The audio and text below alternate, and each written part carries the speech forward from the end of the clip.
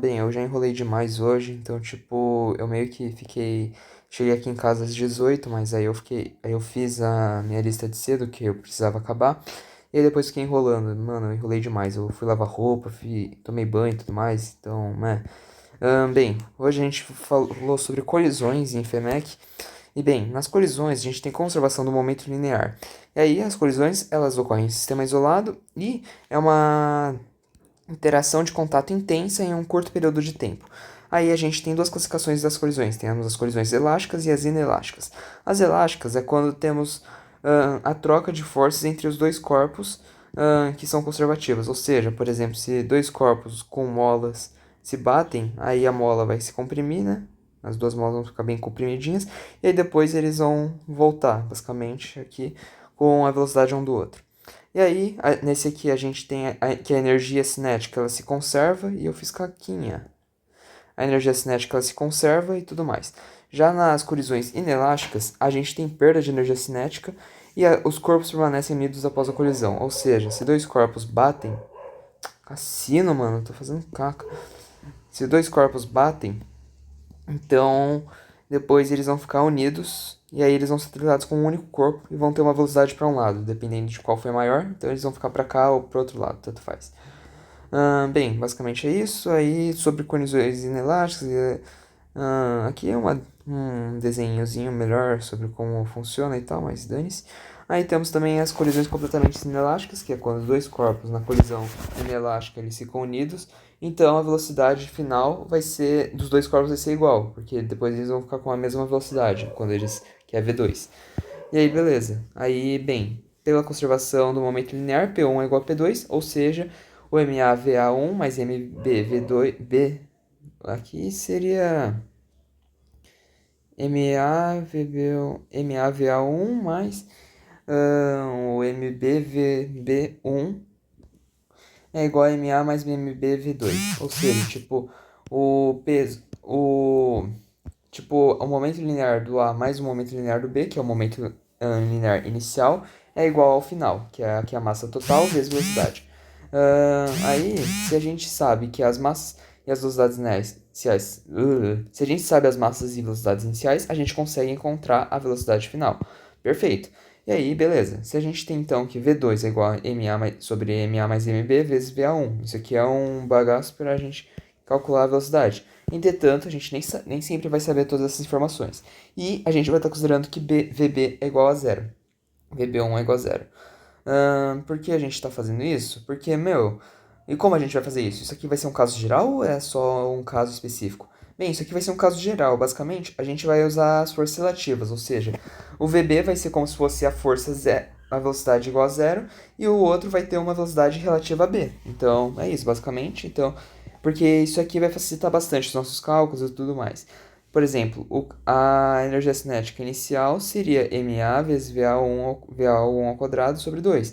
Não tem 1 mais MB vezes VB ao quadrado sobre 2, porque VB é igual a zero. E aí KB é igual a zero, porque VB é igual a zero. Então, o K2 ele vai ser igual a MA mais MB vezes V2 ao quadrado sobre 2.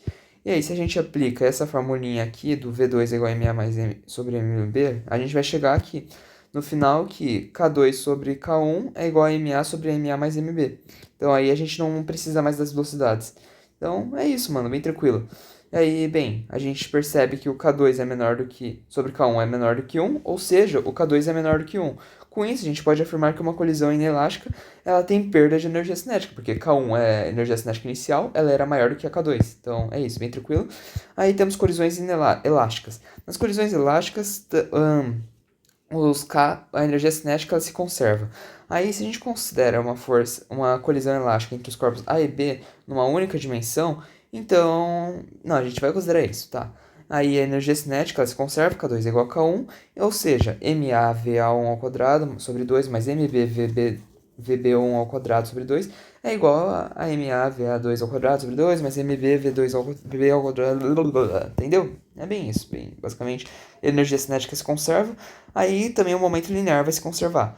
E aí a gente tem essas duas equações aqui, e aí a partir dessas duas a gente consegue formar um sistema em que, bem, o MA vezes VA1 ao quadrado sobre 2 é igual a... a gente só copiou as duas equações aqui no começo, Mas depois a gente pode fazer umas traquinagens. E que tipo de traquinagens? Bem, se a gente está considerando que a velocidade de B1 é igual a zero, certo? Então a gente pode falar que só o MAVA1 é igual a MAVA2 mais MBVB2. Aí o sistema pode ser reescrito como MBVB2 ao quadrado é igual a MA vezes VA1 ao quadrado menos VA ao quadrado sobre 2. E aí, MB, VB ao quadrado sobre 2 é igual, blá, blá, blá, blá. Basicamente, a gente vai chegar nessas duas equações, tá? Fazendo um monte de manipulação. E aí, no fim, a gente vai conseguir chegar aqui. VA2 é igual a MA menos MB sobre MA mais MB vezes VA1. Enquanto o VB2 é igual a 2MA sobre MA mais MB vezes VA1. Beleza? Essas aqui são as duas equações que são bem importantes de a gente saber. E aí, se a gente tem que a massa de A é menor do que MB, então VA2 é igual a menos VA1. A partir dessas equações a gente consegue perceber isso. Porque aqui vai ficar um número negativo, então vai ficar aqui VA2 é igual a menos VA1. E aí, se for igual, então aqui vai ficar que é VB2, que vai ficar 2MA sobre 2MA, então vai ficar VB2 é igual a VA1. Então, beleza. Aí tem uns exercícios aqui que basicamente... Deixa eu beber uma aguinha rapidão. Tá? A gente tem dois cavaleiros que não são rebatidos e eles permanecem colados à poliscolisão. Aí as massas e velocidades iniciais são MA igual a 0,5, MB igual a 0,3, VA igual a 2 e VB igual a menos 2. Calcular a velocidade final e comparar K1 com K2. Bem, a velocidade... Bem, então... beleza, eles permanecem colados após colisão. Então isso aqui é uma colisão inelástica. Ou seja, o momento ele vai se permanecer igual, ou seja, o MA1 é igual mais o MA VA1 mais MB VB1 é igual a MA mais MB vezes V2. E aí, bem, a gente já tem todas essas informações aqui, então com isso a gente consegue falar que aqui a gente vai ter um 0,5 vezes 2 mais a massa do 2 é 0,3 vezes menos 2 é igual a 0,8 vezes V2. Aí a gente faz esse cálculo e a gente consegue descobrir que V2 é igual a 0,5 metros por segundo. Aí a energia cinética, ela vai ser, bem, K1 é só a gente fazer o MA V ao quadrado sobre 2 mais MB V ao quadrado sobre 2. Já no K2, só fazer o MA mais MB vezes V2 ao quadrado sobre 2. Esse V ao quadrado seria o 0,5 ao quadrado, beleza? Só isso a gente chega no resultado. Aí temos o pêndulo balístico, em que basicamente a gente tem uma bala com massa mb que é disparada contra um bloco com massa m suspenso e produz uma colisão inelástica com o pêndulo. Aí depois do impacto, o bloco ele oscila atingindo a altura máxima,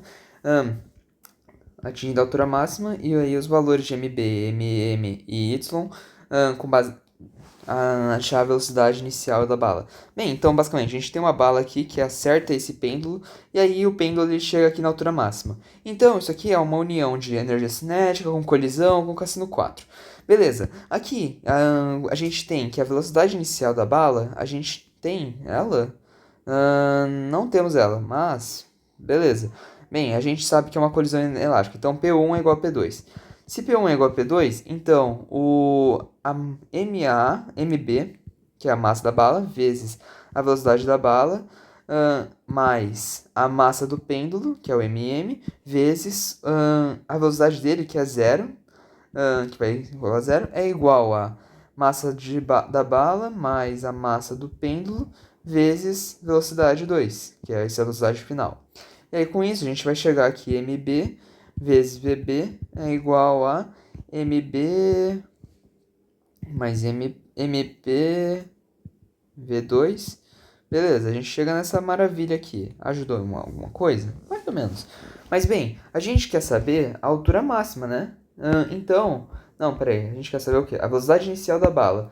Bem, aqui a gente também vai ter a conservação de energia mecânica, porque aqui tinha só energia cinética e aqui ficou com com a energia potencial gravitacional. Então, como a energia mecânica se conserva, então aqui a gente vai ter que kx quadrado sobre 2 mais mgh é igual a kx2 ao quadrado sobre 2 mais mgh2.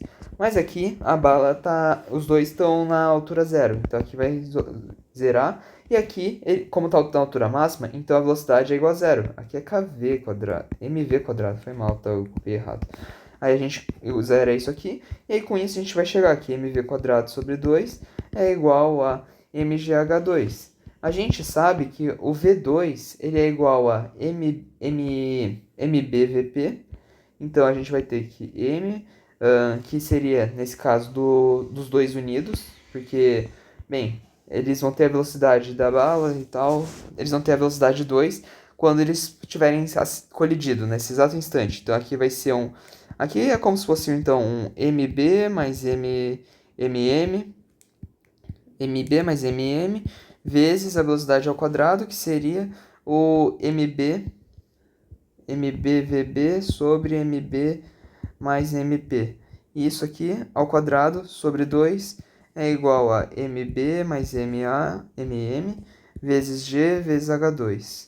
Então, bem, esses dois aqui a gente consegue cortar e aí a gente consegue isolar isso aqui, esse vb ficando g vezes h2 vezes 2gh2, aí deixar a raiz, isso vezes mb mais mm, basicamente, isso tudo sobre mb.